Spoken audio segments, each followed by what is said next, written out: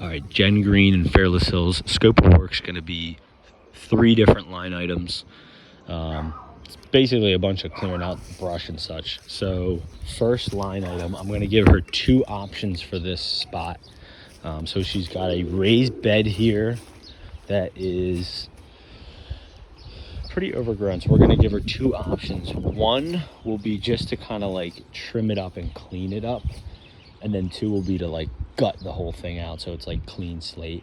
So if we're going to go with the trim it up, clean it up option, I told her what we'll do. This funky thing, just get rid of that entirely. But most of the other stuff can really stay. You're just going to trim back. Probably just a string trimmer will do the bulk of this work. So she's got like wood tie going all around it. So let's just come in with a string trimmer and basically cut it back to the wood tie. I want it so that the wood tie is like visible. It's completely hidden at this point. And just kind of like square the whole thing off around all the sides. And then I would say this thing that's growing on that metal fence there, just hedge clip or chainsaw, whatever, and kind of shrink that down. And then everything that's in here, and just be careful when you're in there with a hedge clipper, because I see there's like a little water fountain thing in here. Maybe yank that out and then go to town and then put it back. Blow all the leaves and such, and then just take a hedge clipper and kind of like prune it, shrink it all down, shape it up, just get it looking like halfway presentable. That'll be the first option I give her. Here's a scope of like the back too. That little funky tree, I would just yank that. Same thing back here, you got wood ties, but it's all hidden and overgrown. So that'll be option 1. Option 2 will be like really digging it all out, clean slate. I can't really tell what's in there. I'd imagine some type of dirt or mulch. So that's the 2 different options based off of what she picks. Check the notes. Second line of work is going to be the rear fence line. This is her most important thing. She wants all of this like brush funky stuff cut out and hauled away.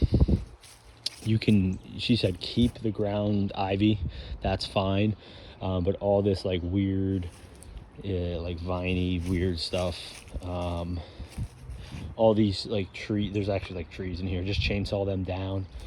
The big tree will stay, but everything else is coming out. There is some thicker ones in here, like there's a thicker like tree almost type deal here, but a lot of it's like the thinner vines.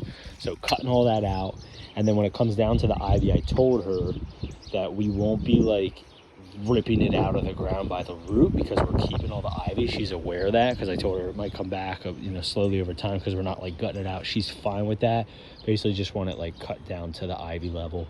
You know, brush cutter, string trimmer, whatever, should do the trick. So that's the second line item of work. And then the third and final, not as super high priority, I'm actually going to send information to Shane because she was considering getting this fence out. If that works out and they take the fence out, this would be a lot easier for us.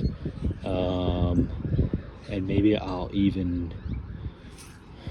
make it the same price either way, I guess. But actually, you know what?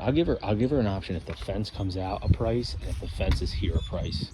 Just think of that now, because if the fence comes out, this will just be so much easier.